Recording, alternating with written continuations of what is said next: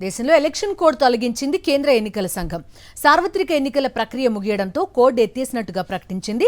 సార్వత్రిక షెడ్యూల్ విడుదలతో మార్చి 16 నుంచి దేశవ్యాప్తంగా ఎన్నికల నియమావళి అమల్లోకి వచ్చింది. ఏప్రిల్ 19 నుంచి మొత్తం 7 దశల్లో లోక్సభ ఎన్నికల పోలింగ్ జరిగింది. జూన్ 4న ఓట్ల లెక్కింపు చేపట్టి ఫలితాలు ప్రకటించింది. తాజాగా రాష్ట్రపతి ద్రౌపది ముర్మును కలిసి సార్వత్రిక ఎన్నికలు విజయవంతంగా పూర్తి చేసినట్టు సమాచారం ఇచ్చారు ఎన్నికల కమిషనర్లు. ఎన్నికల్లో గెలిచిన అభ్యర్థుల జాబితా చేశారు. ఆ తర్వాత దేశంలో ఎన్నికల కోడ్ ఎత్తివేస్తున్నట్టు ప్రకటన జారీ చేసింది ఈసీ. బాలీవుడ్ నటి బీజేపీ ఎంపీ కంగనా రనౌత్ కు షాకింగ్ అనుభవం ఎదురైంది. చండీగఢ్ ఎయిర్పోర్ట్ లో సిఐఎస్ఎఫ్ మహిళా కానిస్టేబుల్ ఆమెను చెంపదెబ్బ కొట్టారు. ఢిల్లీ వెళ్లేందుకు చండీగఢ్ విమానాశ్రయానికి చేరుకున్న కంగనా బోర్డింగ్ పాయింట్ కి వెళ్తుండగా ఈ అనూహ్య ఘటన జరిగింది.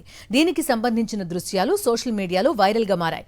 సాగు చట్టాలకు వ్యతిరేకంగా ఢిల్లీ సరిహద్దుల్లో ఆందోళన చేపట్టిన రైతుల్ని కంగనా ఖలిస్తానీ ఉగ్రవాదులతో పోల్చడం అప్పట్లో వివాదాస్పదమైంది.